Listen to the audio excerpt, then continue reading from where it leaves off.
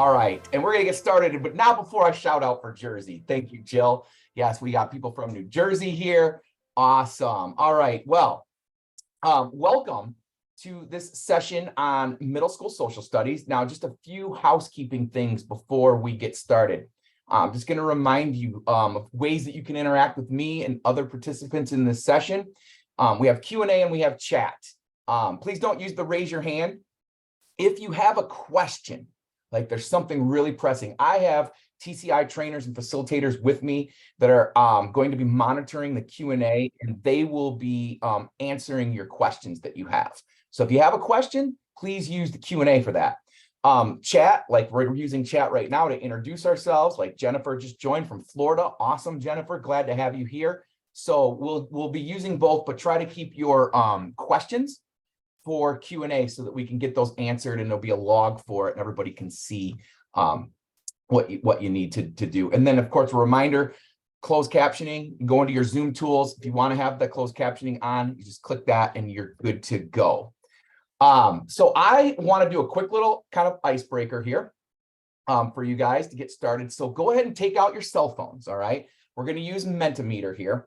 And you're going to take out your cell phones and you are going to open up that QR code with your cell phone, and you should see, I'll give you a second to do this in just a minute, but you should see something that looks like this, and you're going to go ahead and move that blue dot to whatever state you're from, and we'll take a look and see where everybody's from. I just want to get a general consensus. So go ahead and open up that QR code, take that blue dot and move it over. And I'm going to do the same thing so that I can do mine as well. There we go. And move my blue dot over here to where I live. I'll be talking about that in just a second. Oh, my blue dot. There we go. And let's go ahead and take a look and see where we have 172 middle school teachers fired up and ready to learn about TCI today. And I'm really excited to have you guys here. I'll tell you a little bit about myself in just a second. So, wow, this is where we are represented. You can see this coming in live. If you still need that QR code, it's right here. You can go to Menti, and that's the code that you need on there. But we have several people, looks like 7 people from my state of Michigan. So my name is Matt Mormon. Like everybody at TCI, I'm a former classroom teacher. I taught a little bit of 7th grade, spent most of my time in the classroom teaching 8th grade history. I did teach some 7th grade geography as well. I live in Portage, Michigan.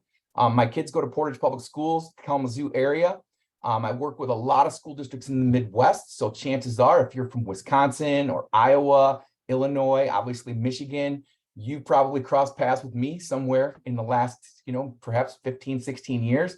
But I'm branching out a little bit, and got to work this year with some Arkansas teachers even. So it looks like we have some people from Arkansas in here today. Awesome. Amy Johnson's a WM grad. That's where I went, Amy. That's how I ended up in Kalamazoo. I got a teaching job in Plainwell, Michigan, right outside of Kalamazoo. And here I am, still here. So awesome. All right.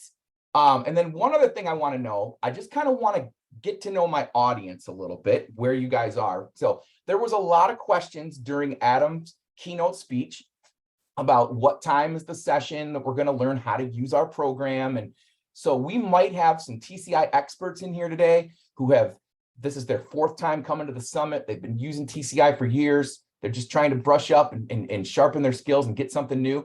And then we have a lot of people today that are brand new to TCI, and they're wondering about how to use their program and how to log in and get started. We're going to cover a lot of that. So what I want to see kind of is where everybody is at.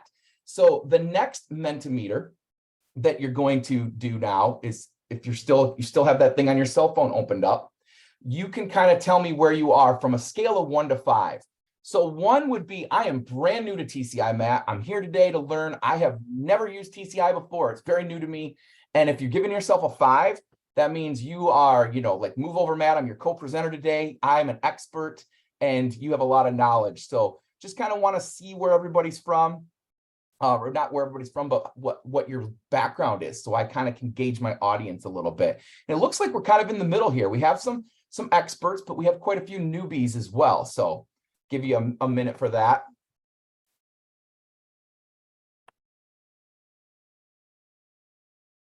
All right. Rebecca says she's new to TCI. Amy, WMU grad, right? From a 1. Awesome. And Ann says she's been using TCI for 20 years. That's fantastic, Ann. That's awesome. Oh, the QR code again, please. All right. For those of you who need the QR code, it is right here. There's that QR code. You can go ahead and use that QR code. So grab your phone if you want to participate in this. And I'll give you just a second. And then Natasha put the link in there. Thank you, Natasha. All right. Well, I am going to 3rd year using TCI. Awesome. Awesome, Alan. Glad to hear it. All right. Oops, we don't want to do that one yet. We're not ready for that one. We're going to move on this way. So what are we going to cover now? We are getting started.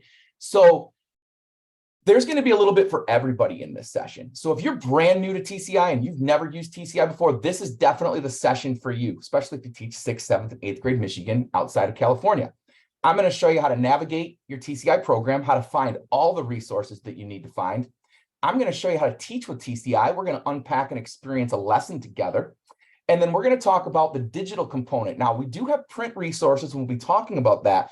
But if you're using the digital component a lot with your students, you're wanting them to access the content online, you're wanting them to participate with discussions and maybe answer questions or develop models or do inquiry projects, things like that online, you're going to need to know how to assign things. And then as students start doing work online, you're going to want to know how you can grade those things and give feedback. And then, of course, assess. How can you assess? So those will be the big 3 things that we learned today. Now, if you're an expert at TCI, not to worry, there's going to be a lot of new things for you because our middle school programs are pretty up to date and new.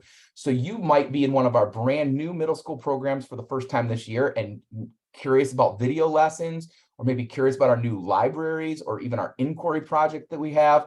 So I feel like there's going to be a lot for you as well in here. And just a reminder that if you are struggling with anything or need help, questions, please use the Q&A and we will assist you. So TCI Middle School, here we go. We have 6 middle school programs for TCI now. Depending on what state you live in, you might be using ancient history, or you might be more of a geography teacher, or you might need to teach Middle Age history or US history. You might do modern US history, you might do early US history. It's all right. We got you covered. We have 6 programs for middle school. And when you have a middle school license, you can technically get access to any of these programs that you need. So why TCI? We are known for obviously student engagement. We want learning to be fun. We want students to be up, moving, interactive, and we want them to do the heavy lifting and get the most. So this is a constructivist, inquiry-based, very hands-on approach to teaching. And we want to set you up for success. And that's primarily what we're going to do in this session, is we are going to be telling you how you can log on, how you can access your lesson plans, how you can plan inquiry projects, assess, all of that stuff. We got you covered. We're going to set you and your students up for success. Okay. So before we go too far into this, I want to talk a little bit about what comes with the program, just so you're familiar and you kind of know. So we have print textbooks, and we, didn't want to go back a little bit. So we have print textbooks. So like, for example, there's a student edition. There is a textbook. This one just happens to be our History Alive Through Industrialism that your students can get. Not everybody's getting textbooks. In fact, I'm this year, probably a few classroom sets, but there are districts that are just going one-to-one and just getting the online resources only. But you may have a print textbook that you can use in conjunction. And then there is something called the Interactive Student Notebook. Now that is kind of like a portfolio of their learning. This is in this form that you're seeing right now. It's a consumable workbook. And it's where the students kind of chunk and classify and organize all of the information from both their reading, so we call that reading notes, and then from the classroom activities as well. So this is the consumable notebook, workbook. It comes in 3 formats. And you can see there's a lot of graphic organizers and flowcharts and sequencing of events and things like that in here. It is online, so students can do everything that you see in this consumable notebook online instead. And then we also give you a blackline master that you can use and print out if you don't want to have the consumable. So that's the notebook. And then their station materials. In fact, the lesson that I'm going to go over with you guys today uses something called placards. This is art, illustrations, photographs, primary sources. The lesson teacher guide will tell you kind of like if you need placard A or placard B and where you're going to put it around the room and what the students are going to do with those. But these are primary source station materials. We're going to look at a lesson today. We're going to look at these indigenous artifacts. And then the other print thing that's brand new is we now have these wonderful teacher guides for students. So this is all online, but for those of you who like to have something tangible in your hands to hold on to, we now offer this brand new teacher guide. It's very visually appealing. It's got the answer keys built right in. So you can see there's the possible answer keys and rubrics built in for grading. And then you have like your overview of your lesson and all of your step-by-step procedures and classroom prep, all of that right there. So again, this is still online, but now there is a teacher guide for that. And then everything else is online, and that is what we're going to explore right now. So we want to show you how you can engage your students. So navigating, we're gonna start with navigation, okay?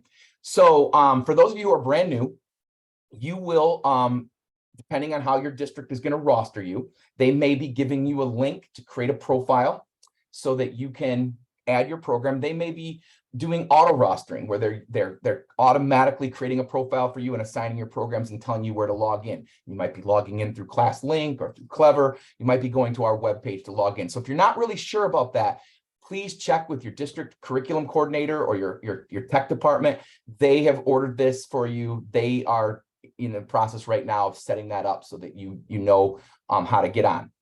But once you get on, you're going to see, we'll talk about first the unit resources and we'll unpack together, but you're going to be able to get everything that you need right at your fingertips. It's, web-based. So you could be working at home, working at your computer at school and vice versa and have everything. So this page that you see in front of me right now, this is the unit layout from the textbook, just to kind of show you how our units are broken out in middle school. So we have these unit openers. Every unit has a unit opener where there'll be two kinds of things that you will see in the unit opener. You're going to see something called a geography challenge, and you'll see something called an inquiry project, okay? And then for the most part of the time in the unit, you'll be doing the lessons. So in this particular unit, you can see that we have 4 lessons, one on indigenous peoples of North America, European colonization, looking at the English colonies, and then life in the colonies. And then there are things that you can do to kind of close the unit, looking deeper into, primary sources or timeline challenges, okay? So let's start by talking about the geography challenge to start. The geography challenge starts with a video that will introduce the unit to the students. They will watch a video, and then they will participate in some analyzing and critical thinking skills around mapping of that area, kind of acclimate them to where they're going to be studying. So let's give just one quick example here and look at the geography challenge for Unit 2 from our American history. And this is the video the students would watch to begin. Mohawk, we'll just watch it for a little bit here. Cherokee, Cheyenne, Arikara, Sioux. These are just a fraction of the names of the indigenous groups who were custodians of the land we now call the United States. These indigenous groups had diverse cultures that thrived in every part of North America for tens of thousands of years. They adapted to their environments. Okay. So I'm just going to turn that down a little bit, keep that video going and talk over it. So, and then of course you can see here, there's a little closed captioning thing that I could put on too, so I could put closed captioning on for students. Mine doesn't seem to be coming on right now. So anyways, but they would watch this video. Now you can see that this video is only 2 minutes and 26 seconds long. And so they're going to see this video. And then what happens after they go beyond that is they're going to do 3 things really. They're going to have like analyzing a map of that area that kind of coincides with the video that they watch. And then they're going to have their own map that they're going to have to create. They'll be labeling certain things, physical features, political boundaries, things like that. And then they will be applying those geography skills and using critical thinking to answer some questions about that place and about that map. So what you're seeing here on the right where it's critical thinking, that's a page that comes right out of the interactive notebook. So either you're going to use the interactive notebook in a consumable form, you're going to either print out the Blackline master and mass produce it and give it to your students, or you're going to have your students logging on online and they will be using that there. And so here's an example of what that looks like online. And I'm going to show you how to get there in just a second. So I know you're probably wondering, how do I get there? We're just talking about it first, so we have that scheme of what it is, and then we're going to go in and look at it. So you can see here the students can type their digital answers right in there and they automatically save. The second part that I want you to be aware of that's very new to our middle school programs is these new inquiry projects. Now we have 4 types. Every unit will start with an inquiry project, and it will use one of our 4 different types. They're structured, embedded action, guided, and student directed. Now, structured, this is where like the teacher knows what the outcome is. The teacher is going to give them a critical thinking question to explore for the unit. Students are going to be, trying to find sources that back up and support their unit question using evidence to support that. Now, on the flip side, the student-directed type of inquiries, the students come up with their own question. They're going to decide what they want to learn about. They'll write their own compelling question, their own supporting questions. And then just like the structured, they will be going in and citing evidence to support their claim at the end, which is the claim is what they have to do to answer their compelling question. So again, those are online as well. There's a purple sidebar when you're in. You'll see projects, and you'll be able to go into your inquiry project, and then the students will have things that they'll answer. I'll show you one of these live in just a second here. All right, and then this would be the page spread out for if you're using the interactive notebook to do the inquiry projects. So let me go live really quick in here. Just going to kind of go live since we're talking about navigation for a minute. And this is the page that you probably will get to, most likely will get to when you first log into your program, whether you're teaching geography or ancient history, doesn't matter. This is just US history for the sake of argument here. And you'll see all these panels here. Each one of these panels is one of your units. So let's say we wanted to look at Unit 2, America before and after colonization. I'm just going to click on that unit, and I'm going to have that same geography challenge video so I can see what that's about. And then right in here, if you look right over here, there's my unit projects, which we're talking about right now. So I have my unit openers, I have my unit closers. So if I wanted to do the geography challenge or I wanted to do the inquiry project, I'm just going to click on one of those and it will take me to that digital version of that. Okay, so there's the video slideshow. I can model with my students what they're going to do. There's going to be some text in there for them to read. And then if they need to create their map and answer their critical thinking questions, they can do that there. And in a few minutes, I'm going to show you how to sign things and then how to grade. So you'll see how that works. All right.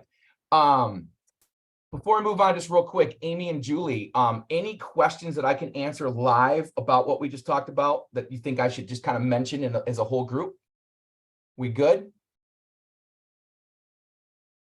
Matt, I think we're good, Matt. Okay. Julie, were you going to say something?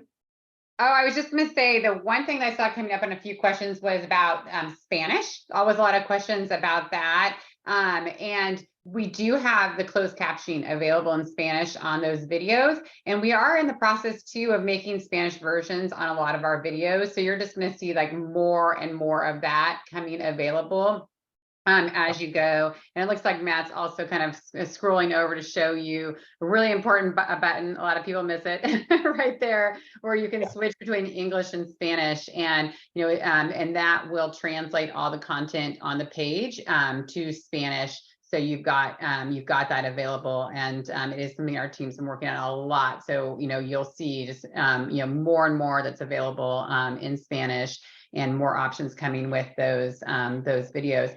And then Matt, someone just asked, is there a Russian version? So what do people do if they've got another language? Yeah, well, so I'll address both of those. So purple sidebar over here, I can close it if I want to get more space on the screen. I can open it up. This is your navigation menu, and you can always tell where you're at because you will see a little white line and a lighter color lavender or purple, whatever you call that color, purple lavender, where you could, so I'm on the content page, right? So if I clicked on assessment, for example, it's going to take me to the assessment page and so forth. So that's the sidebar. At the bottom of the sidebar, the very bottom, is the English Spanish toggle. So I click that Spanish now, Espanol, it will change the things to Spanish that we have translated to Spanish.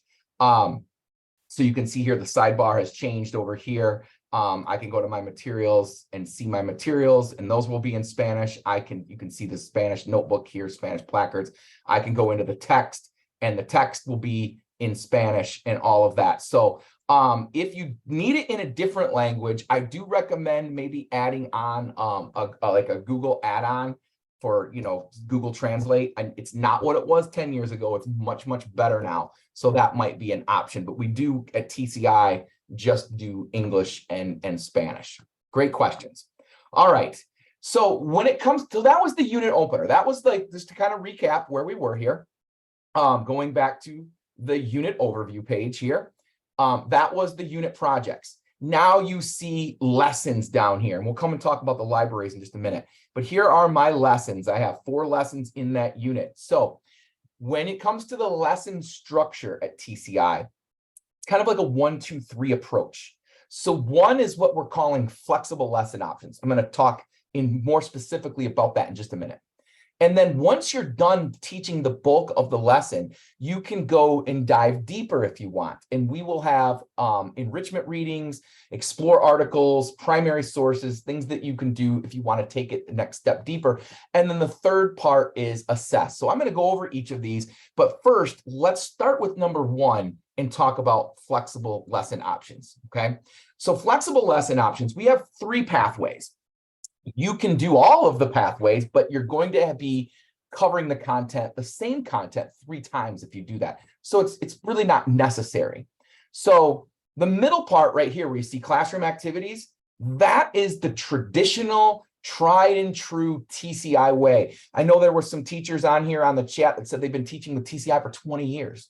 If you're still using TCI after 20 years, you are all about the classroom activities. That is what we are. The hands-on, the multiple intelligence approach to teaching strategies. But we have other things, that we have done. So maybe you're short on time and you need to get through something, but you just don't have as much time. So you could still do the reading activities. It's going to be an engaging text, a considerate text. You're going to have prompts where students can answer questions to check for understanding. There will be tutorials that they can interact with online to check for understanding, games that they can play that you can assess what they understand. So the reading activity is one pathway. And then brand new, we're very excited about this. And I know someone from geography, teaching geography, is going to say in the chat in a minute, but we don't have these. You will. They're coming. Be patient. The video activities that I'm going to talk about are so new that they're not even fully all loaded. So you might even get a video activity and maybe a lesson or 2 in 8th grade, for example, that says coming soon. But we're cranking them out and putting them more and more each day. So let's start with the reading part. So when we're just talking about reading, that means you're assigning the reading. You can go in and assign the reading. I'm going to show you in just a second how you can assign just some simple reading for the students if you want them to read. You can see on my screen here that you can change the Lexile level. We can drop down up to 30% lower Lexile level. So that's pretty impressive. That's pretty big difference for an 8th grader to drop down 30%. Text to speech, obviously Spanish translations. Students can highlight the text themselves, and they can even annotate their own notes. Okay, so let me go real quick live in here, and I'm just going to go and I'm going to show you how I might assign the reading. Let's say we want to do this lesson 3, Indigenous Peoples from North America, and I really want them to read that. Okay, so I'm going to go over here to it. There's a couple ways we can get to it, by the way. So you might have a different pathway. There's 3 different ways you can get to the reading and 3 different ways you can assign, and they're not wrong. So I like to go to assignments here. That's in my purple sidebar you can see over here, and you'll see a green button that says create new right there. So I create new, and then it's just like, what lesson do you want? So let's say I want lesson 3, and I want to assign, you can assign the video activity, you can assign the classroom activity, games, assessment, but in this specific example, I'm going to assign the reading. Okay. So right here, I can assign the whole thing and make it one big assignment. Hey, read the entire chapter and do the video activity. But maybe I just want my students to do introduction in section 1. I want them to have that read. Okay, so then you can the who, when, and optional directions. So like all classes, I just happen to have 1 class, and I just happen to have 1 student in there. You can give it a due date. I'm just going to say today it's going to be due, and you can push out a specific time, enforcing the due date.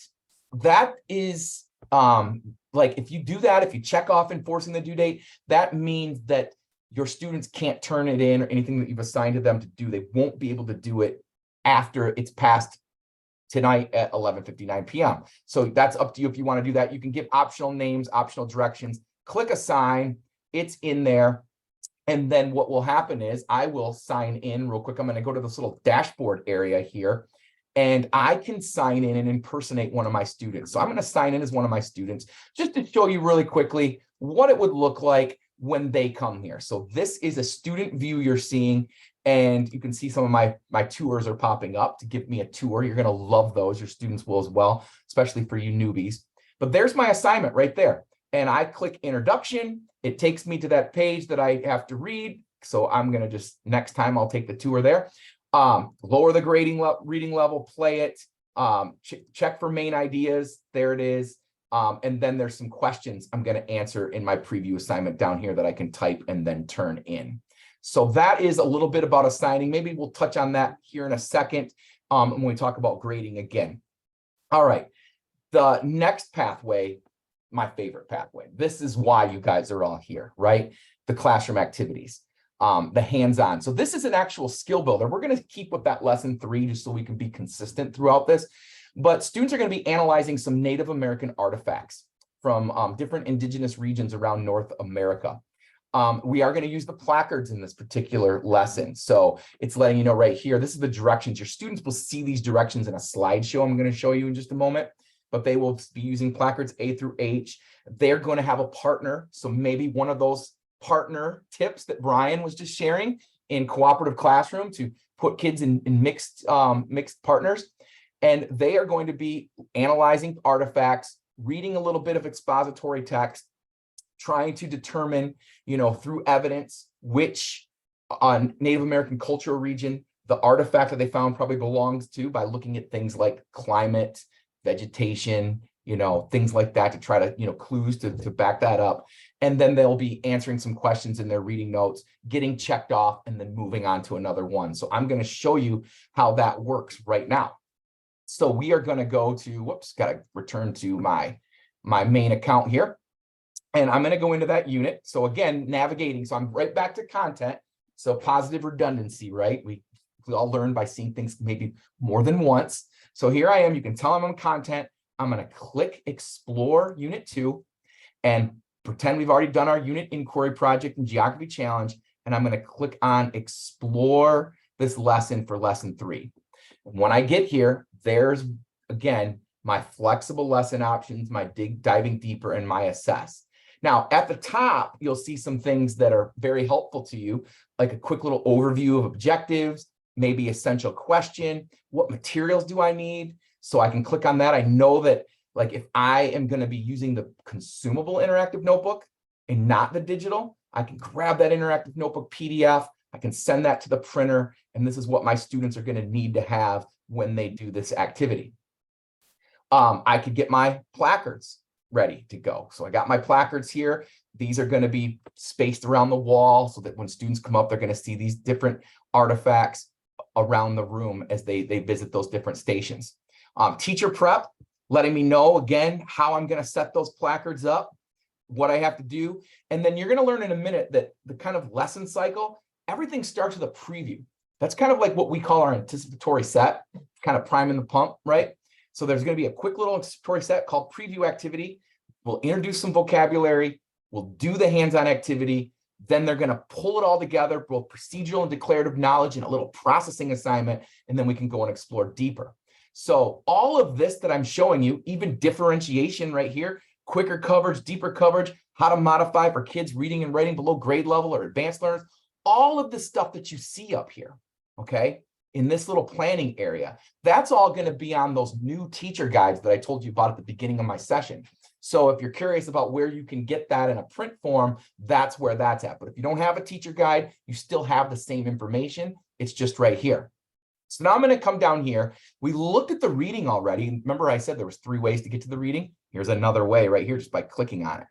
But I'm going to open up this slideshow, this classroom activity slideshow, okay? And when I open that up, it's going to open up a slide deck. It's about 33 slides for this particular lesson. And everything I need to be able to model and teach that lesson with my students is right here. So again, preview is what they do first. We introduce some vocabulary, we'll do the fun activity, the processing, and exploring social sciences. So this is the preview. So this would, you would project this really big up on your screen for your students. It says this photograph shows the environment of the Canadian forest in the fall. A reminder of what we mean when we refer to the environment. And we want the students to be engaged right away. So what details, what do you notice? This is where I shut up as a teacher, okay? I don't want to just lecture to them and give them all the information. I want them to pull this stuff out. There's a lot of different tricks you can do. I used to, when I taught 8th grade, I had in my drawer a box of, maybe 10 or 12 laser pointers from, I got them really cheap for $1.99 at the pet store. They sell them at the pet store because they're great cat toys.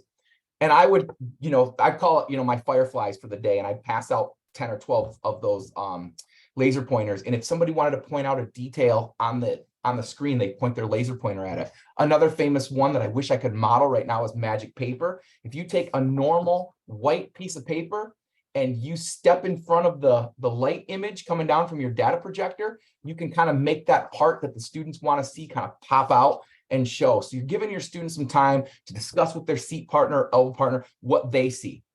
Now we're going to give them this scenario here. Suppose that you found yourself in this environment. The brush is thick in the forest, it's late fall, it's getting cold, the water's going to freeze soon, but you must survive here. What are you going to do to survive? Have the students turn to their partner, brainstorm some ideas, call on a few students, okay? Then encourage them right here to start the preview assignment in their digital interactive notebook. And you actually get the prompt for the notebook right here on your screen so that you can model for the students. So they're going to be on their computers or print. If they're doing the print version, that's fine. They're going to find the preview assignment and it's going to look like this. They're going to see this picture. They're going to see this, examine this image and describe the shelter you would build, the clothing you would want to make to protect yourself. What tools are you going to need? How are you going to acquire food? So they're going to write that and type that right there. And if I type anything right here to model for my students, it automatically saves so that it's there the next day. And I'm going to kind of clear that off just because I don't want to have that there right now. All right. So then we're going to look at another painting. Okay. This painting is of Ojibwa camp in the Canadian forest. These are some guided questions here that you can use to get your students really thinking about what they're going to be learning. What do we see and notice? At that point, again, shut up. Let them do the heavy lifting. Laser pointers, magic paper, hand raising, come up, point to different things, okay? Then to help them, if they're, not getting everything, you have some specific questions. What are the Ojibwa houses made of? What clothing did people wear? What are some ways they adapted? And then after proposing these answers, we can reveal things by clicking on these little orange buttons here to talk about, what structures they lived in, maybe how they got around, clothing, right? All of that to kind of like bring this image more to life. At that point in this lesson, we're ready to, read the introduction. You can click on the link. The intro pops right up so that you can show it to your students.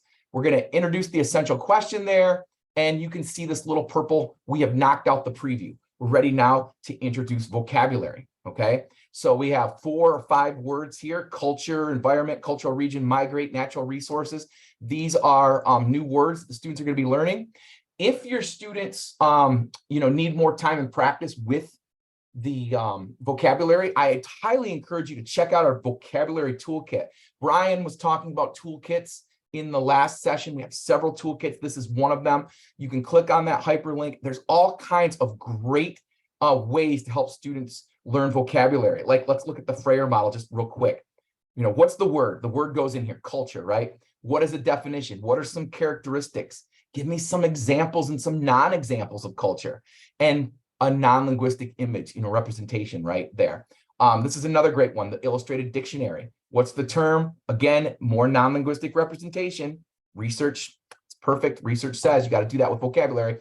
Using your own words, make a sentence. How about a word quad chart? Definition, drawing, sentence. So there's lots of those goodies for you to find in your toolkit. We're going to move on from vocabulary, but after you've done that, there is an interactive whiteboard. Students will have this on their individual devices as well if they want to do this, but you could have a student come up to the interactive whiteboard and drag these widgets and drop them to where they go. We can check our answers.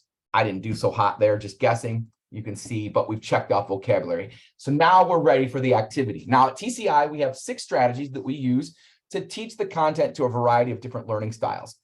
This one just happens to be a social studies skill builder. So in this, we're going to want students to be in partners again. You're going to have those placards I showed you. Those are going to be up around the room, those different Native American cultural artifacts. And then the directions will be there up there in just a minute, but we'll practice doing one together. So like, for example, we'll read about early routes of migration, and then the students will go to their interactive notes and they will, define Virginia, draw a simple illustration to represent. And I love this. So they can drop a text box in here and type if they want. They can change colors. They can grab the pen tool. They can draw freehand if they need to. They can even go in and get different, different clip art of different things that they want to have added in there and drop those in. So that is we'll just put a camel in here. Why not? And then you can see that. So that's just me modeling kind of what they will do there. We're going to read this section 2 is important, kind of front load, learning about early groups, right? So there's information there for the students. And then, whoops, go back to my lesson overview. I somehow closed my window, but that's all right, because we can look at this. If you ever do that, just jump right to the activity and you're right back to where you were, no problem. Okay, so we might want to practice and model how we are going to go about analyzing these artifacts. So this is a practice prompt. And I have this little tip right in the corner here that's addressing any misconceptions. So if you see one of those little kind of sticky notes in your slideshow presentation, it's just a tip. It's usually a teacher tip, or maybe in this case, addressing misconceptions just for you. So we practice. So we say, let's practice analyzing artifacts, human-made objects. List 3 things you notice about this artifact. And we can zoom in, and we can look at what's going on in here and really give that image a good look. And then, what do we think? What cultural region we think it is in, and cite some evidence. And click on that little widget to know it's Arctic, and the students would complete their reading notes for that section. Okay, so complete this chart. So let's say that this is the Arctic. We would then come in here and we would read that section. You could assign that section to the students. They're reading about Arctic. And then in their digital notes, what are the main geographic features, main food sources, types of homes, types of materials for crafts and clothing, tools, and then draw a symbol to represent the indigenous groups, cultural region. And again, just to go back and show you, if you're using the print resources, you have that exact same reading note thing right there. So you can do the exact same activity, but in a print form. All right. So kind of moving along, then we practiced one together. We've modeled. That's a great thing to do with a skill builder. You just don't want to tell your students just often do this. We're going to model. So we did the first one together, and now you're going to have this up on your screen while your students are traveling around the room. And so going back to that video here, this is that lesson in action that the students are doing. So there's the placards on the wall. They're analyzing, they're looking at their notes. They're citing evidence about what they see in the artifacts. And then they're going to go back to their seats. They're going to, this case, they're not on computers. They're using the print textbooks in this particular class. They're discussing, collaborating, and then when ready, they'll raise their hand and get their work checked off from me, the teacher, and they can go on to the next one. So just kind of skipping ahead here, this is what you would have if you want to go over each one with them. So this is section 4, the Northeast Coast. So again, we can read that section. You can see I made some highlights in here the last time I was in here, and then they're going to type right here to fill out their notes or do the print. That is kind of how that activity works. And again, we would do that with section 5 on Indigenous groups of California. We would do it with the Great Basin. We would do it with the Plateau, Southwest, Great Plains, Eastern Woodlands, Southeast, and then we're ready after you've given your students maybe a class period or a class period and a half, depending. I haven't done this exact lesson because it's changed since I was in the classroom a little bit, but I did one similar to do this, and it took me about 90 minutes. Really get the preview going, get them involved, get them started on the activity, take the second day, of a 60-minute or 55-minute class to do that. About 90 minutes, we could cover everything and do everything. And then at this point, we would say, you know, you will now present your notes to each of the placards. So when called upon, click on a placard you are presenting. So I would have all of my students go up and get a placard. So each pair has a placard in their hands. And then when called upon, they'll take the one that they have and they will kind of come over here on a smart board if you have one and drop and drag it. Now, what if you don't have a smart board? How could you make this a little bit more interactive, right? So you guys, if you have any ideas about how to make that more interactive, you can put that in the chat. But one way I would do it is I would get a wireless mouse like I have in my hand right now and just pass that around the room. So if kids presenting, they get the wireless mouse, they now can control my screen and they can drop and drag and move and they can share their notes and talk about what they found in that. And we can kind of have a debrief here, and then we're ready to do our processing assignment. Now, every lesson ends with a processing assignment, and that would be, again, putting all that information together. So here, we're going to share this diagram here. So right here, you're going to create an annotated diagram showing how Indigenous groups in one cultural region adapted to their environment. And there's a little kind of rubric here, 3 bullet points of what the students have to have in their diagram. And there's the canvas for doing that. Let's check in with the paper version of the ISN and see this is the same thing. And we give them either a blank sheet of paper or space here to do their diagram.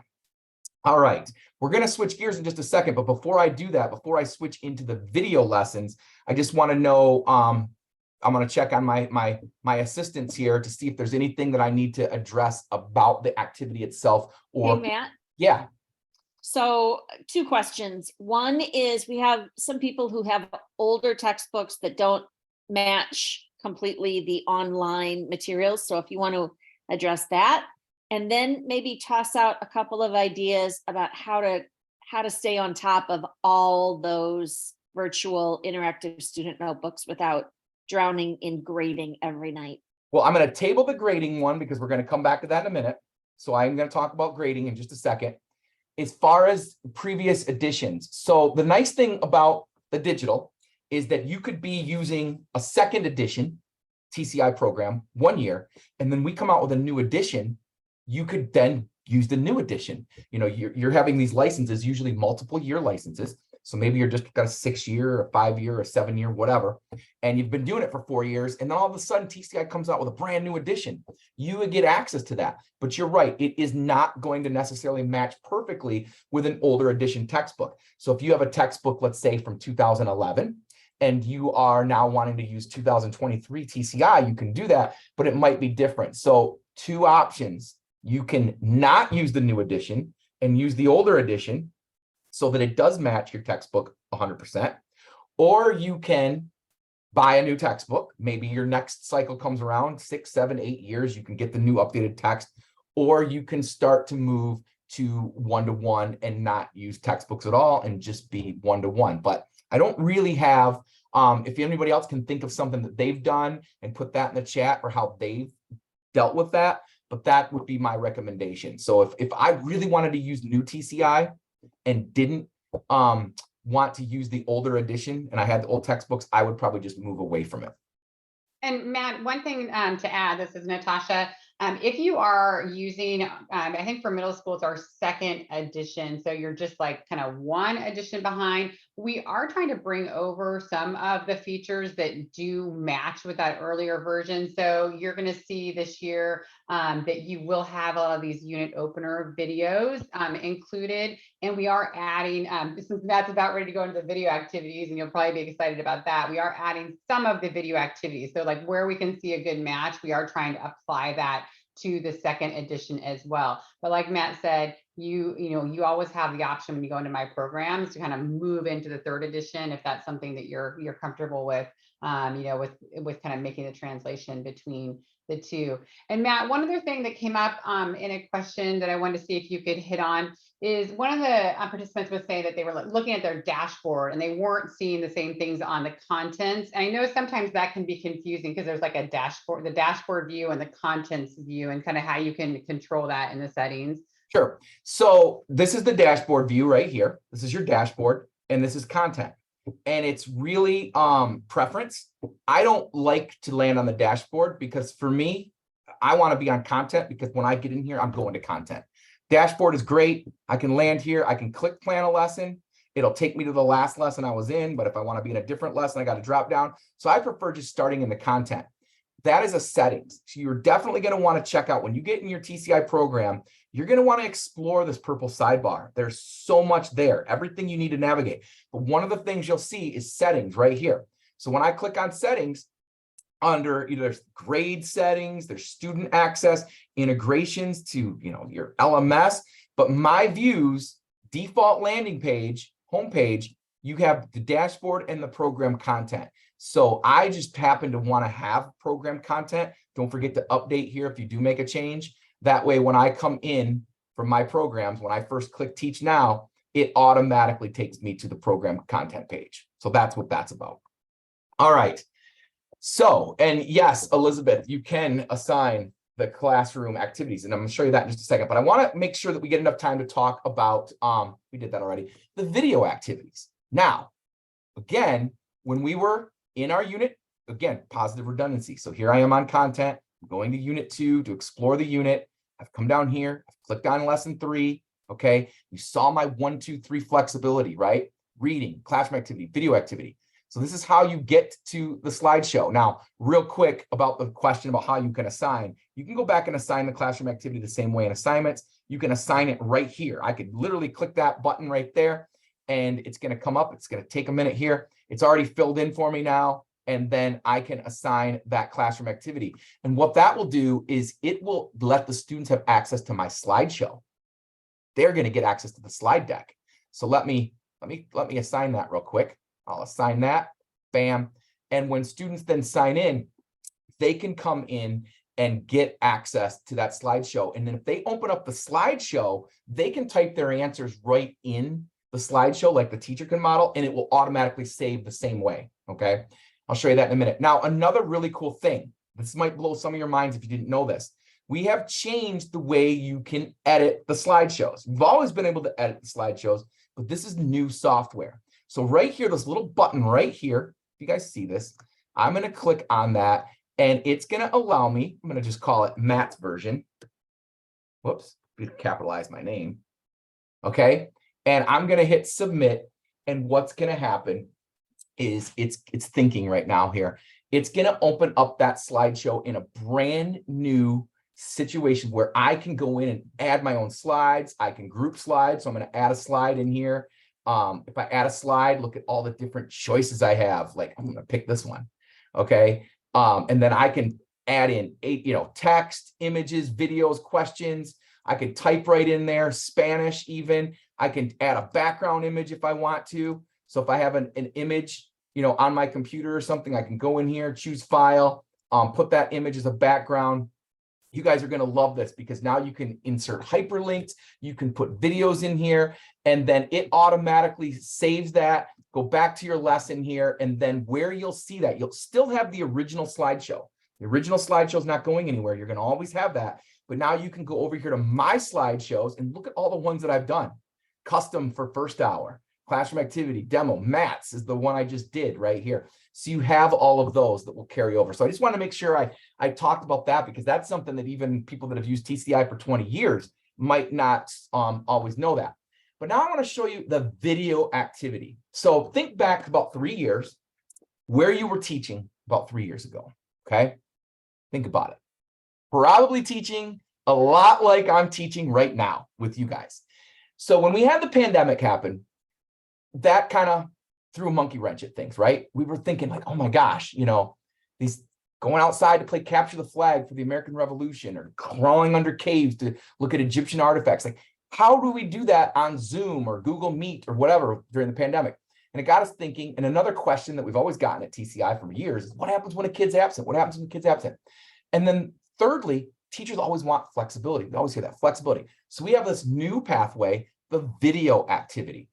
When you open up that video activity, okay, it's going to open up another slide deck, the same reading, the same information that you got in the classroom activity, but through videos and asynchronous learning. Now, you don't have to use it asynchronous. I know a lot of teachers that have adapted this to make the video lessons something that they can do in groups or whole group instruction.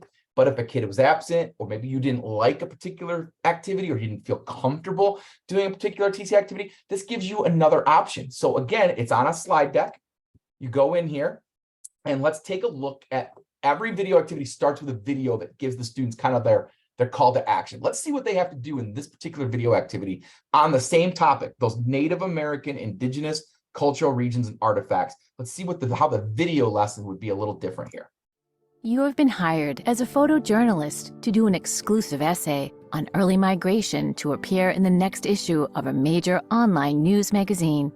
You've been noted for your ability to tell compelling stories that combine visuals with words. I'm your research assistant, Matika. I have prepared some background information along with images and video that you might include in your essay. Let's start with what is known and believed about the earliest migration routes, as well as how indigenous people adapted to their environment. Scientists think that the earliest people in the Americas migrated on foot from Siberia in Asia to North America. However, the specifics of their arrival remain unknown. Until 2021, scientists thought that people had first arrived. I'm going to talk over this just for a minute, keep this going. You can see these are short videos. This is only about a 3-minute video, very visually appealing.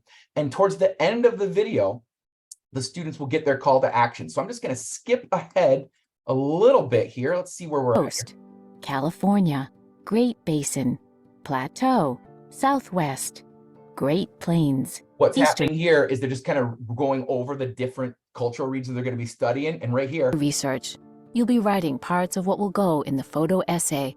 At the conclusion, you will select the best images or video to include in the magazine.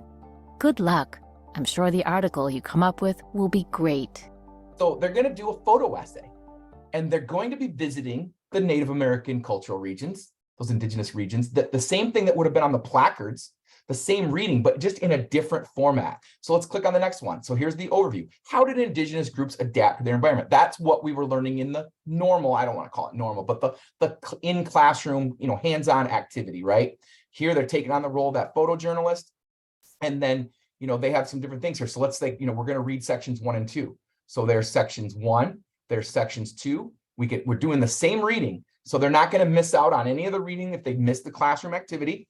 But now, they can click on the artifact or these maps and look closer at them, and then they're going to answer some questions. So like I'm going to hit false. I got that correct. I'm going to go in here. I'm going to hit true. I got that correct. And then down here, maybe the Arctic plateau, I'm going to submit.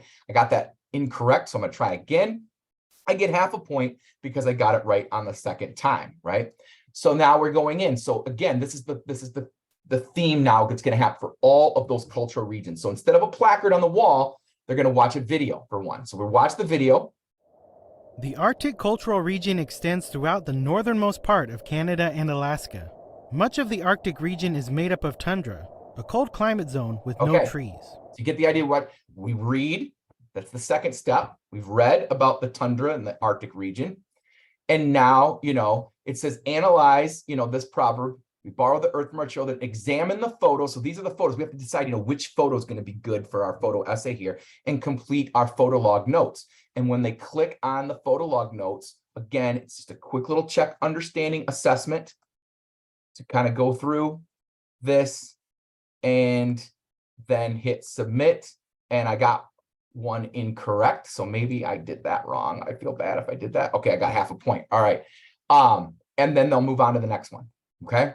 So there's my next one. Again, whoops, another video to watch. The Northwest Coast cultural region extends from. See that?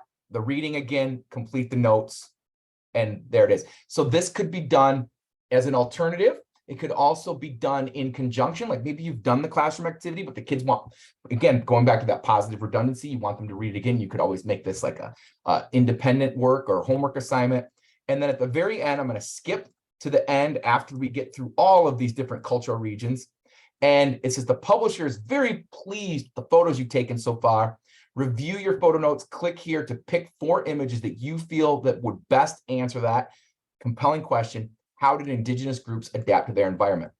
So right here, You can see here, we can start typing. We're going to pick the one that we, the best think. So we might have, one that has to do with, different clothing, different foods, different houses, and then we can type information right in there, and it will automatically save. And so that's what they're kind of doing. They're kind of justify answering that compelling question by picking the images that best go with that.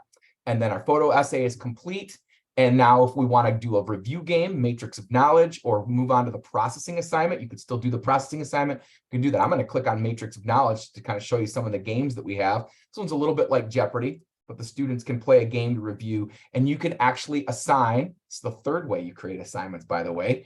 Go ahead and create the assignment there and have the students have to maybe do the lesson review game. So you can see, and there's multiple ones. We have more games now. So if I go back to that, there are other games. If I go back to the games session, I'm going to go back to games here, and you can see there's parts of the museum. It's a new game that we've added. It's a vocabulary game. The students are going to drive around the museum. I've already started this one, so I've done one already, but I'm going to get a question. Got a half a point for that one, and I'll drive my robot around, driving him, and I'm going to pick up some notes. And after I pick up so many notes, I will eventually get another vocabulary question that I can answer and get correct. So yeah, so that is the video activity and how the video activities work. All right. Any questions about video activities or anything before we go into diving deeper? And we will get into grading and assessing. I promise. We have about 25 more minutes together. I got a lot to cover, but are we good?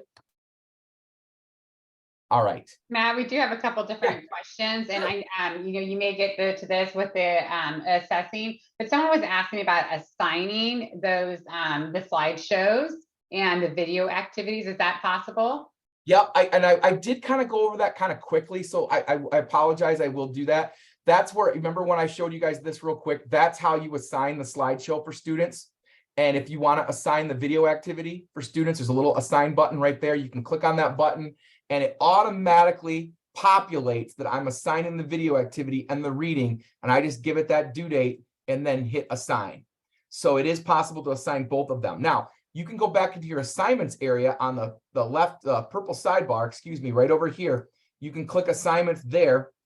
It will take you to the assignments page, okay? And you could do the whole create new, like I showed you earlier. You can click create new, and this time you can say, okay, I'm going to do lesson 3, and what do I want to assign? Last time we assigned the reading, right? This time maybe we want to do the classroom activity, which I've already assigned, or the, you could assign even your demo, like Matt's. If I want to assign my slideshow, you can do the video activity here. So that's how that all works, okay? And then, because we're in this topic, let me just sign in as a student real quick before we get to assessment. We're going to get to assessment in just a minute, I promise. But let me talk about grading real quick. I'm going to go back to this is where I go to the dashboard. I just go here and I sign in as a student. So I'm actually going to be a student right now. Okay. You're going to see me as a student. So there's the things that I have to do. So let's say I assigned the section 1 reading notes. So a student can come here, section 1 reading notes, and they come down here, and I'm just going to type some random stuff really quickly. Remember, I'm going to type a big X right here, just a big X just to keep moving. Remember that I put that big X there, and I'm going to put some other information here, some other fake information here, and I'm going to click turn in, okay? Now, it automatically saved. Before I turn it in, I haven't turned it in yet. It automatically saved. You can see it's saved, but I can turn it in. That lets the teacher know that I am finished with that page, and I'm ready to be evaluated on that. But before I do that, I'm going to go back to assignments again, and I'm going to open up the classroom activity this time. That was another thing that I assigned. So I'm going to do classroom activity. And again, I'm going to get into the preview, and you should see that you are able to type right in the preview right there. Okay. And it automatically saves. And I'm going to go in, and when I get to, whoops, let me go to the next section here. When I get to the actual activity, right here, look at my work's already done. That X is already there because it saves. It doesn't matter if I do it in the slideshow or I do it in the actual notes. It's all the same. So I'm like, oh, I did that already. Great. Don't have to worry about that. And now when we come back in here to grades, to grading, show you how you grade that very quickly. right here in the purple sidebar, right under there's a grade book. When you click on that, oops, sorry, I am a student still. I need to go back. I'm seeing what my scores are here, but I'm going to click that button. I'm going to return to as a teacher, and I'll go into the grades that way. You will see an alphabetical order for each class period, your students. And here it tells me that I've got something turned in. You can grade by lesson or you can grade by section. I'm going to grade by section so that I can give each section its own grade. And you can see your sections. You can see the introduction in progress. They've turned in this assignment. So I'm just going to drill down into there for that student. And I should be able to see, you know, like I can click on, whoops, let me go back so it's not like that. Whoops. And I can zoom in and see the student's drawing. Now, again, I just put an X there, so that would be very recognizable to you so that you would see, that the teacher can see, and I can give a comment. I can add feedback here, whoops, typos, or I can even give them a stamp like correct, or I could say my stamp is like, you know, excellent work or incomplete. I can give like little stickers. I can ask a question, right? Thumbs up. So to let them know. And then over here, I'm going to say like this was worth 6 points. I can change how many point values it is in the settings, or at the point of assignment, I can change the point values. In this case, it was a 6-point assignment. So I could say, okay, you got 5 points for that one. And then I can just move on and grade the next one. Now, another way to grade, since we're talking about that very quickly here, is I'm grading by student. So I'm seeing, this is my son's account, by the way, that I'm in, Drake Mormon. I'm seeing Drake, and I'm seeing, you know, I can close these little carrots down, so I can close down that, go and see what he did for section 2. He hasn't done section 2 yet, but that's okay. I haven't assigned it yet. I can see what he's done for section 1. But let's say I want to see everybody's section 1. I don't care about Drake's section 2 or Drake's section 3. I just want to see everybody's section 1. Then instead of viewing by right here, instead of viewing by student, I can click view by question. And then I just pick the question that I want to look at. So maybe I want to look at section 1, question 1, right there. And then I see Drake's answer, but I would also see every other kid in that hour, all of their answers. So I can quickly compare everyone's together. And of course, I can give the feedback the same way. And I can also, you know, add point values. So that's a little bit about the grading, how the grading works. All right. So now we're going to switch gears, just talk a little bit about digging deeper. So again, just to remind you, when we want to do digging deeper, if you've done the lesson, you want to go a little bit further. Okay. So when you're in your lesson overview here, and you've done either the classroom activity, the reading, or the video activity, you can go into this digging deeper, and there are explore articles that students can read. There's going to be questions that they can answer, primary sources, all of that. And in addition to that, there's these wonderful libraries right here where you can go and see biographies. So we'll click on the biographies. That will open up, and some of them have videos and some of them don't. It just depends. So you'll see a little video icon. So like Abigail Adams, we can click on Abigail Adams. There's a biography for her, and you can see video. Over 200 years ago, there was a girl who dared to be different. Few girls went to school at that time. Okay, so that's the biographies, and we have, you know, videos. We have civics, we have primary sources. So if you click on primary sources, you can go in, we can look at the Federalist Papers, for example, all of that. And those are just kind of ways that you can supplement. These are not necessarily built into the lessons, but they are great to use, and you will like having those. And again, since I'm in the primary sources, it's showing me down here that I'm in primary sources in my left navigation menu. All right, assessing. So throughout the program, you'll have interactive check for understandings. The lesson games that I showed you, where you can assign those games, those are great ways to assess. They're going to give you data so you can see who's getting what right and wrong and who needs more help and more practice. The processing assignment that I showed you, that works as a great assessment tool as well. And then we have our summative assessments, okay? When you do the summative assessments, or you do the lesson games, those will be graded for you, and we will give you reports. So you can click on class trends in the grade book for that, and you'll see, whoops, I didn't mean to go there. You will see, you know, like this is just a quick mock-up. 100% of my students got question 1 right, but no one, 0% of my students got question 3 right. So I might look at that data and do a reteach of some sort.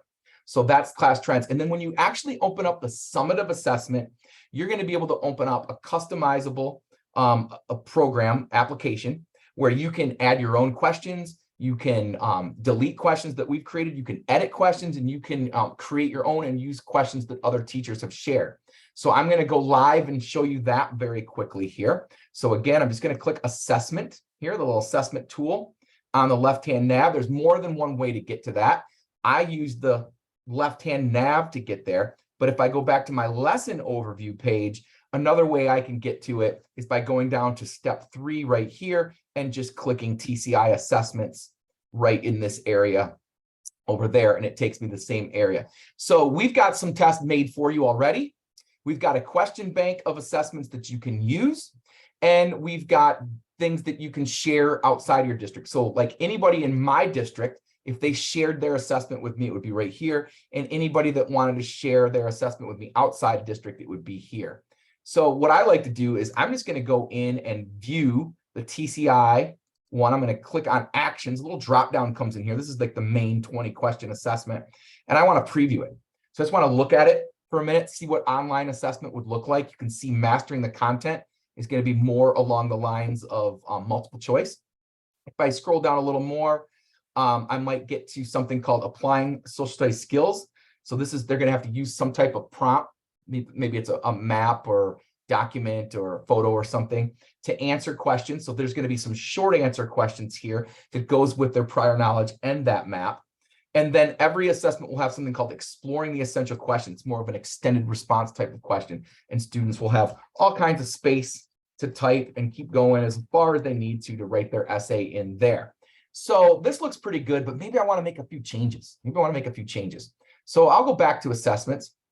And what I'm going to do, instead of clicking preview this assessment, I'm going to click under the actions toolbar that drops down here. I'm going to click use this test. And it's going to make a copy, which means it's not going to let you save over the original, because you might have buyer's remorse, especially with those slideshows when you're editing those. You don't want to like lose our stuff. You just want to make your own. So it's making you create a copy so that our original will always stay there, but you'll have your own copy. So again, I'm going to call this demo and submit. And it's thinking right now, this will take just a second, but it's going to pull in all of those questions that we had on our test. It's going to put them in an application where you can edit them. So here are the same questions, just in a different format. So I can look at this question 1, and I can say, I don't like that question at all. I'm just going to delete it. I'm just going to click the trash can. Are you sure? Yes, I'm sure. And it's gone. Question 2, I like it, but I want to change it a little bit. So I'm going to go ahead and delete what I don't like. I'm going to add some information there that I do like. Maybe I'll change one of the distractors on here, give a different choice if I want to. I can add a GIF. I can add an image if people need. I can change the point value, all of that. Going to hit save. Question 4, love it, but I don't want it to be there. I really wanted question 4 to be the very first question students answer on the test. So I'm just going to grab that widget, move it over here. It now becomes question 1. And then, of course, adding your own in the creation zone right here, this little creation zone. You can add directions, multiple choice, writing, table, drawing, fill in the blank, multiple image, and drag and drop questions. So I'll just add a multiple choice question really quickly, puts it at the bottom. I can do Spanish or English. I'm going to type my text, what I want them to answer. I'm going to give a couple choices here, give a couple choices here, a couple choices here. This is going to be the correct answer. And I can share my creativity now. I wrote a great question. I'm really proud of it. So I want everybody to be able to use my question if they want in the question bank. So I can share it with teachers, including within my district, or I can share it with my district only. But that was a pretty bad question, actually. So I'm not actually going to do that. And then I'll just save that. And then I'll say done right here at the top.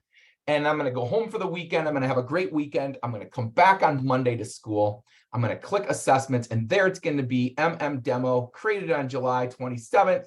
And I can assign it to my students. And when it's assigned to them, it will be live for them. Any questions about assessment real quick while we're still on that topic? Did you guys handle all the questions came in? Do you want me to address anything live? All right, we're good. I touched on the learning libraries a little bit. Teresa, you can send it to Canvas, and I'm going to show you a little bit about that. We actually, last year's session, we did a special whole breakout room on that on Canvas. We recorded that, and I will show you, or perhaps maybe Julie or Amy can show you how to get that recording. But we have some brand new, exciting professional development opportunities built right within TCI that are going to address that. And that is one of the last things I'm going to show you within the next 11 minutes. So hang tight on that, and we'll talk about how to get the assessments to link with Canvas or Google Classroom or even Schoology. But back to the learning libraries. I was touching on the learning libraries a little bit, where we have the games, the videos, the biography. So I just want to remind you guys that those will follow you around. That is going to be a floating bar. So what I mean by floating bar is when you're in TCI and let's say you're on your lesson overview, you will see at the bottom, you will see your learning libraries right there. When you're in a unit overview, I'm going to click on unit overview, you will see the same learning libraries right there. And then, so you'll have those that kind of follow you around, just so you're remembering that they're there for you to use, okay? One of the great libraries that we're really proud of is our civics library. I mean, there's some states that require a certain amount of civics in a specific middle school grade. I know Massachusetts and Wisconsin, Florida are doing it in middle school now, quite a bit of civics. Other states are starting to add more in, but we have, analyzing current events toolkits, how to analyze news media, recognizing bias, distinguishing fact from opinion, writing letters, attending public meetings, just all kinds of helpful things to help students engage in civic engagement. Those will be found in the learning libraries under the civics toolkit. Rostering and single sign-on. So several of you asked some questions earlier, like, how do I get access to TCI? Your district can help you. You'll have a link. I mean, there is a way to manually add yourself. If you can get the code from your district, you can create a profile for yourself. But a lot of districts are taking care of that for you. They're doing auto rostering. If they're doing auto rostering, they can use, ClassLink and Clever, One Roster. There's different ways they can upload. We work with all of that to make single sign-on, for you. And then, of course, Google Classroom, Canvas, and Schoology, and how to do that. And it's very, very easy for those of you who are wondering about that. When you're going to go to your settings area, and in settings, there's an integrations piece. You can see I'm connected to Google Classroom right now, but you can connect to Canvas, you can connect to Schoology.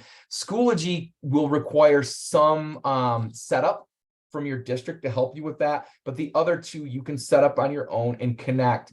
And then when you do that, when you're in your classes, you will be able to go in and connect to, let's say, Google Classroom. I'm going to connect real quick here to I'll just do US history right here, and then connect.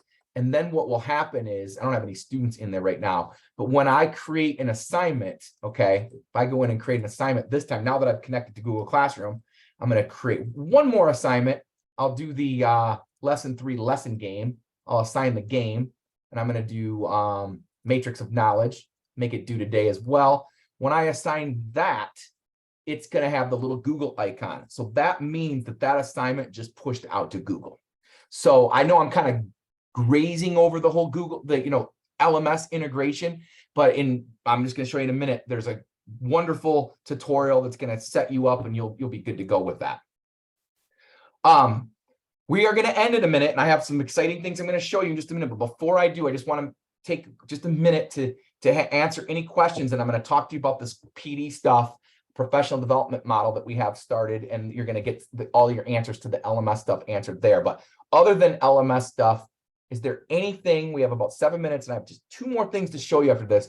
But are there any questions that I have not addressed, or my colleagues have not addressed, that we need to take care of right now? I think we're good, Matt. Okay. Well, I want to do one more interaction with you guys before I show you our PD stuff. I want to see, out of all the things I showed you today, which feature you are most excited about. So take those phones out again and scan that QR code. And hold on just 1 second. I'm going to move it over so you can get that slide. And you scan that QR code if you don't have it already. I'll give you just a second to do that. And then we'll move over to the slide, and you'll see the choices that you have. And Ginger, I promise I'm going to tell you how to sign up for the TCI goodies. You're going to wait about a minute and a half and you're going to see that. Okay. Promise. All right. So here are the ones. Okay. So which of these TCI activities are you most excited about with your students? So you can see those bar graphs are changing. So we've got about 30 participants so far. So I'm going to go back here. I'm coming back. We only have about 30 people. We have 161 people on right now. So I want to see how many people, if we get more people to use that QR code and go in so we can get a real gauge of what people are most excited about. I'm going to check on here again. Right now, it looks like video activities are in the lead. We'll see. Second place, lesson slideshows right now and assessment tools. LMS integration. I didn't touch on it as much because it is very, very cool and streamlined. So I think if I probably would have done a whole session like I did last year on LMS integration, I think it might be higher than 6. I think 6 is a little low just because maybe I didn't wow you so much with it this year because we didn't at the time was quite built in for that. But video activities, whoops, didn't mean to do that, are in the lead. Last minute, if anybody needs to get that QR code, it's right there. Oh, Jill's saying QR code. There it is, Jill. Grab it quick. Oh, my typed code doesn't match the QR. Good catch. Sorry about that. So there's the QR code. Grab that, and coming back in here, we were at about 104 participants. That's much better. That's great. But it looks like video activities is definitely in the lead. Okay. Now I'm going to go back in here and I want to end with something very exciting, and then we'll get to your goodies. In-app professional development. This is going to blow you away. This is going to revolutionize everything. I have given you an awful lot of information today. The information that I've given you is very similar to if you had a private Zoom with me, or if I was standing in front of you in your library doing a training. And what typically happens on either one of those occasions is you get an awful lot of information, and then you go and it's maybe a few more weeks or days before school starts, and maybe you don't get into it right away. And how much of what I've said today have you retained, right? You've retained a lot, I hope, but I bet you haven't retained everything. So what we have done now that you are going to see, okay, go to my dashboard. Whoops, go to this one, is remember the purple sidebar over here, purple sidebar, right at the top. Whoops, I don't mean to zoom in right there. Right at the top, right here, it says new professional development. This is our brand new in-app PD. You're going to click on that and you're going to see some courses that you can take. Now, I'll explain what they are in just a minute. Right here in this planning area, this is a welcome.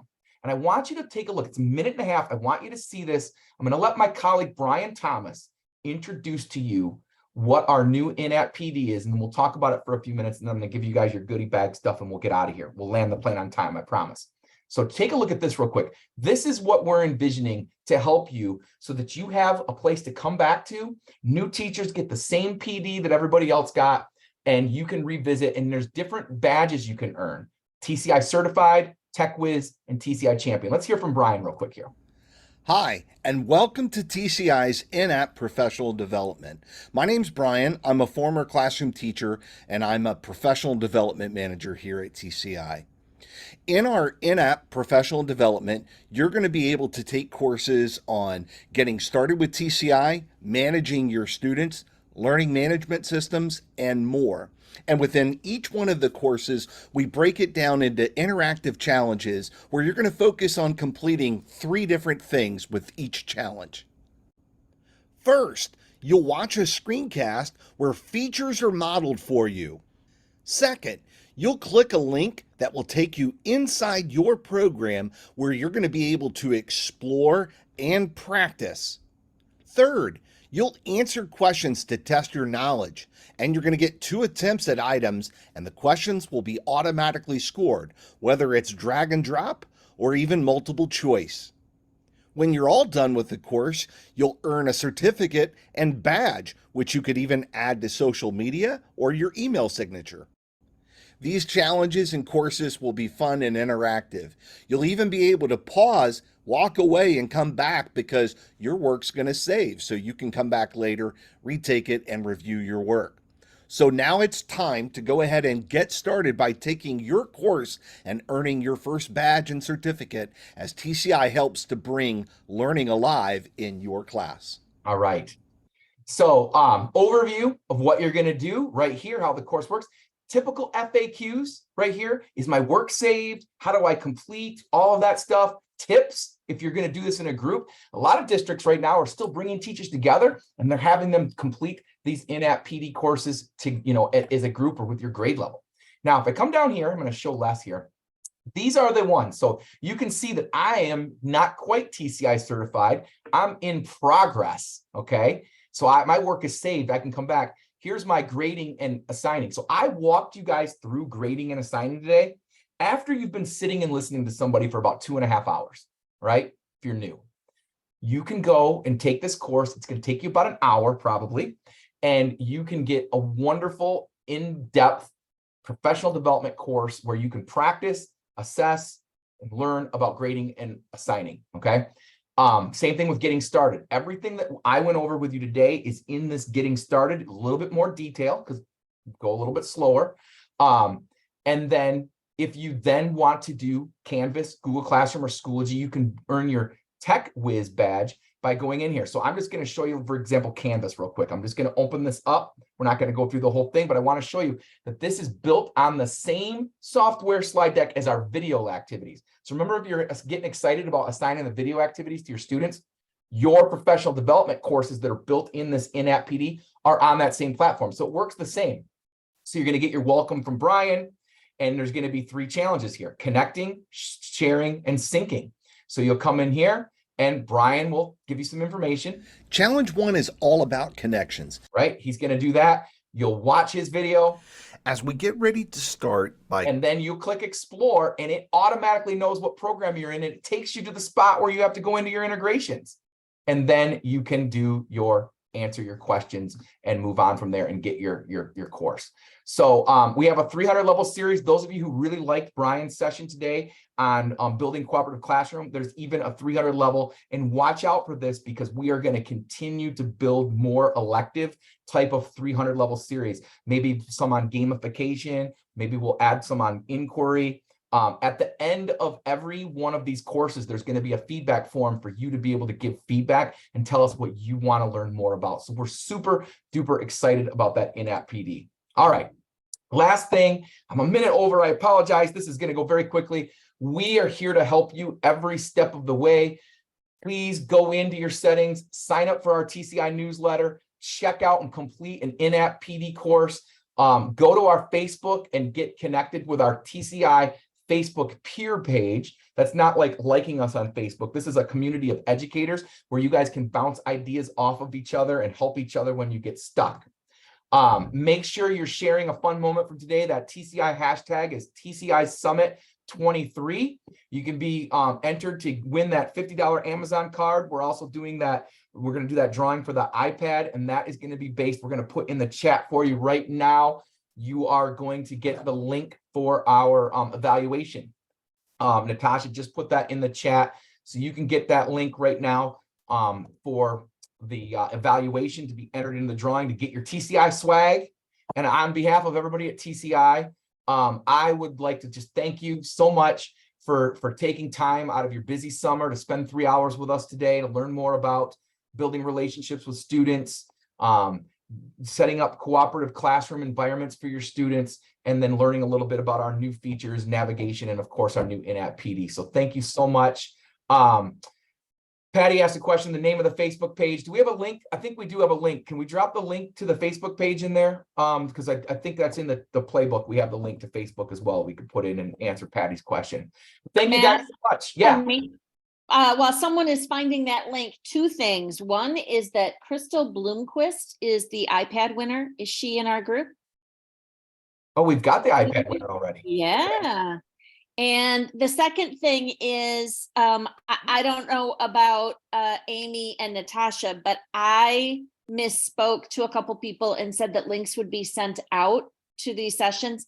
They will not be sent out, but they will be on TCI's YouTube channel, and they should be uploaded within the next day or 2. Probably soon. Yeah. So Yeah. look for the links to these sessions. Oh, the link to the evaluation isn't working, someone said. So let's see if I can put one in. I have it right here. So let me try it and just see if mine works. There's mine. Let's see. Hopefully that works. I put the evaluation tool back in there for you guys. So hopefully you'll see that. It should look something like this if you see it.